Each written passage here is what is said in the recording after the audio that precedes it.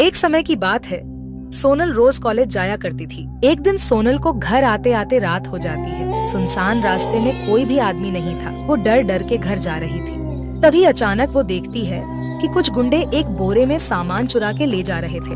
वे गुंडे सोनल को देख लेते हैं और गुंडे सोनल का पैर और मुंडी काट देते हैं, जिससे सोनल की मौत हो जाती है और चोर वहाँ से भाग जाते हैं। उसके बाद सोनल चुड़ैल बन जाती है। अब कोई भी आदमी उस रास्ते से गुजरता है तो चुड़ैल उसे मार देती है। सरपंच इस बात से काफी चिंतित थे। सरपंच उस रास्ते में बोर्ड लगवा देता है कि 8 बजे के बाद इस रास्ते से जाना मना है, डेंजर रास्ता। एक दिन गांव का ही एक आदमी उस रास्ते से गुजर रहा था। अरे झुम बराबर झुम शराबी झुम बराबर झुम। तभी उसकी नजर बोर्ड पर पड़ती है। 8 बजे के बाद इस रास्ते से जाना मना है, डेंजर रास्ता। अरे ये किसने लिख दिया यार? तभी वहाँ डरावनी आवाज आने लगती है। वो आदमी डर जाता है। किसी की चलने की आवाज आने लगती है।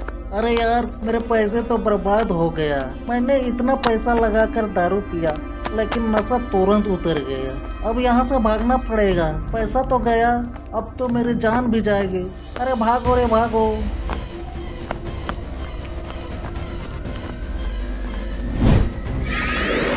तुम कौन हो? मुझे छोड़ दो, मुझे जाने दो। मैंने तुम्हारा क्या बिगाड़ा है? मैं तुम लोगों को जिंदा नहीं छोड़ूंगी।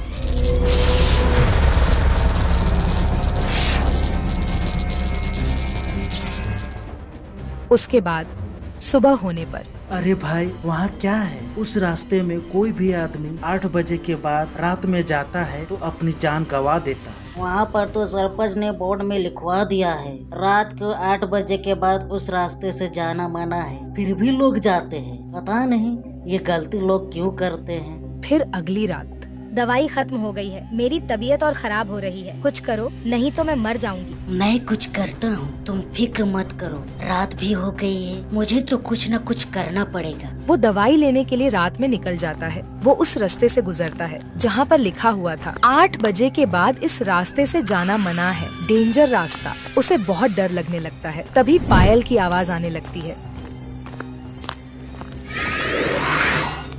मुझे छोड़ दो, मैंने तुम्हारा क्या बिगाड़ा है? मैं दवाइयाँ लेने के लिए जा रहा हूँ, प्लीज मुझे छोड़ दो। मैं तुम लोगों को जिंदा नहीं छोड़ूंगी। तुम लोग यहाँ क्यों आए हो? रमेश की मरने की खबर पूरे गांव में फैल जाती है। ये सब ठीक नहीं हो रहा है। मुझे कुछ उपाय निकालना पड़ेगा, नहीं तो सब के सब गांव वाले मारे जाएंगे। सरपंच एक तांत्रिक के पास जाता है और गांव का हाल बताता है। बेटा, उससे छुटकारा पाना है तो एक उपाय करना पड़ेगा।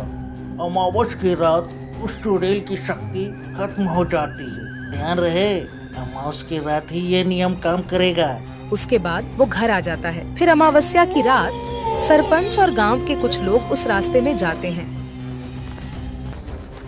और चुड़ैल वहाँ पर आती है।